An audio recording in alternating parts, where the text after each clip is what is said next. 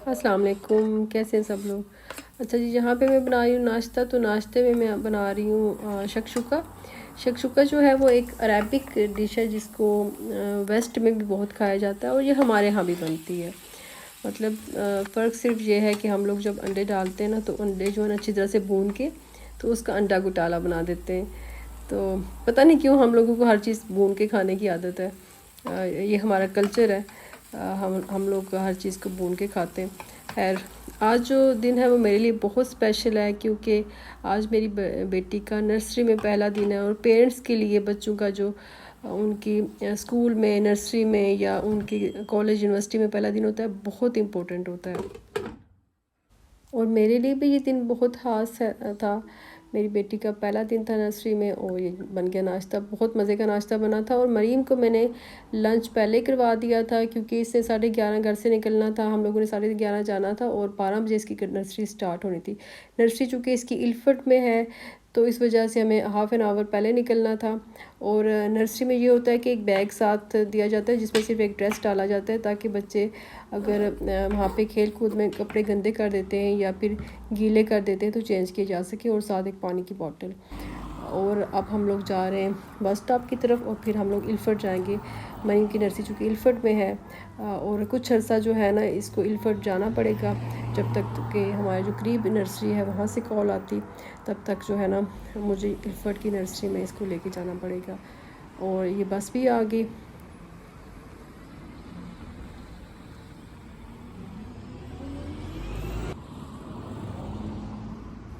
और यहाँ पे हम लोग आगे इल्फर्ट और अभी रोड क्रॉस करके जाऊँगी तो ये सामने वाली स्ट्रीट में ही मरीम की नर्सरी है। यहाँ पे इसका एडमिशन इसलिए करवाया था कि पहले हम लोग इधर ही रहते थे, तो फिर जाहिर है जहाँ पे घर होता है, घर के पास अगर कोई स्कूल और नर्सरी है तो वहीं पे एडमिशन करवाना बेहतर होता है।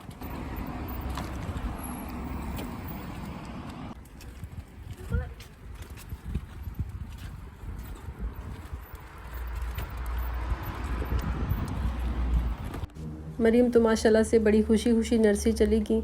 बिल्कुल भी इन्होंने मुझे तंग नहीं किया। बच्चे होते हैं, रोते हैं, माँ से अलग नहीं होते, लेकिन माशाल्लाह से बड़ी खुशी से ये चली गई। तो नर्सरी गई हैं तो पता चला कि आज की जो नर्सरी है, मतलब पहले जो वीक की नर्सरी है वो सिर्फ 1 आवर की होगी। तो मैंने सोचा मैं जाऊंगी घर फिर वापस आऊंगी, तो इससे बेहतर है कि मैं यहीं पे कहीं टाइम स्पेंड कर लेती हूँ। तो 1 घंटे का क्या है, पता ही नहीं चलेगा, गुजर जाएगा।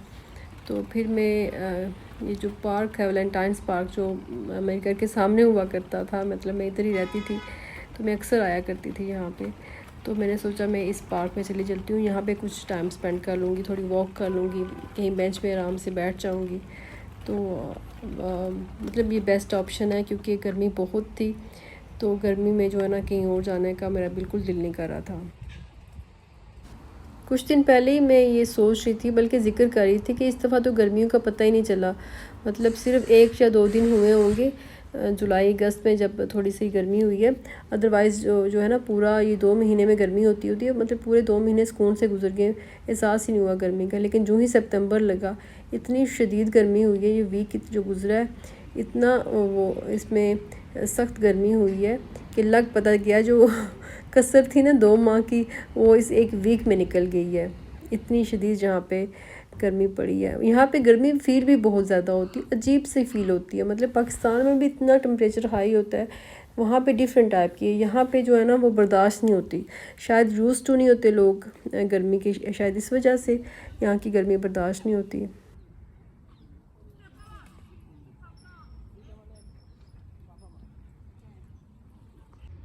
यहाँ पे एक बेंच पे साया था तो मैं यहाँ पे बैठ गई। और ये देखिए सामने इतना अच्छा लग रहा था मुझे। यहाँ पे ना कुछ पत्तियाँ जो हैं वो सारी इकट्ठी होके ना तो जा रही थी, तो बहुत अच्छा लग रहा था।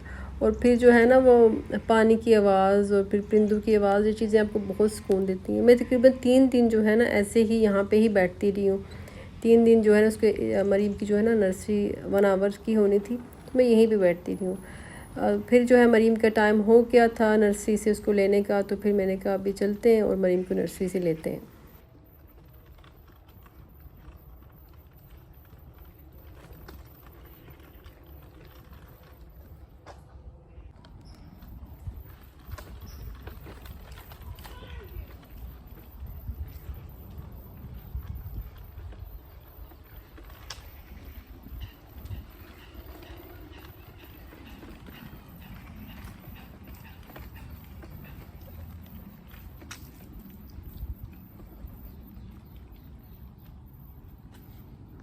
और यहाँ पे मैं आ गई हूँ मरीम की नर्सरी, मरीम को वापस लेने के लिए।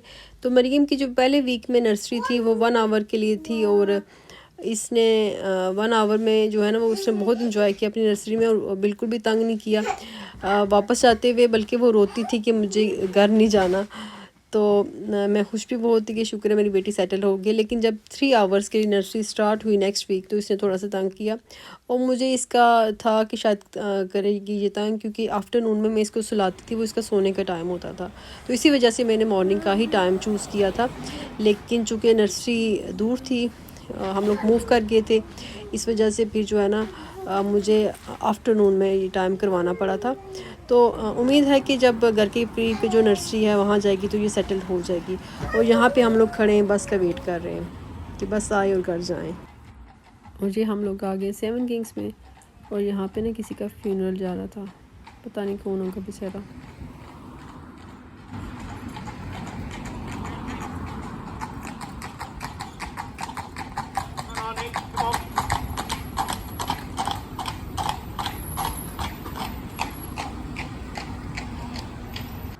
अच्छा, गर्मी ज़्यादा होती है तो रास्ते भी लंबे लगने लगते हैं। तो घर गई, घर जाके चेंज किया, मरीम को चेंज करवाया, और हस्बैंड बैठे इंतज़ार कर रहे थे कि मैं आऊँ उनको लंच बना के दूँ। उनको लंच बना के दिया, और फिर जो है ना थोड़ी देर के लिए मैंने भी रेस्ट किया और मरीम को भी मैंने रेस्ट करवाया। फिर जब रात के खाने की बारी आई तो मैंने हस्बैंड से पूछा कि आज क्या बनाऊँ, तो उन्होंने बोला कि अपनी मर्ज़ी करो। और फिर मैंने अपनी मर्ज़ी करते हुए ना वाइट कौरमा बनाया, और मेरे हस्बैंड ने फिर नहीं खाया, क्योंकि मेरे हस्बैंड जो हैं वो वाइट कौरमा, वाइट कढ़ाई, इस तरह की चीज़ें जिसमें क्रीम या फिर योगर्ट जाता है, दही जाता है, वो नहीं खाते। तो मैंने सोचा कि उन्होंने मुझे बोला अपनी मर्ज़ी करने के लिए तो वो खा लेंगे, लेकिन उन्होंने नहीं खाया। और एक दिन पहले की जो बची हुई थी ना आलू मेथी, इन्होंने वही खाए, और यही वाइट कौरमा मुझे 2 दिन खाना पड़ा। भाई मैंने ऐसे लोग भी देखे हैं कि बीवियां जो पका के रखती हैं वो चुप करके बिस्मिल्लाह पढ़ के खा लेते हैं, लेकिन मेरे हस्बैंड, उनके लिए खाना जो है वो टेस्टी भी होना चाहिए, खाना उनकी पसंद का भी होना चाहिए, और खाना जो है देखने में भी अच्छा लगना चाहिए। तो ऊपर से उनकी खुशकिस्मती, उनको मैं मिल गई हूँ जो उनकी पसंद का ख्याल रखती है।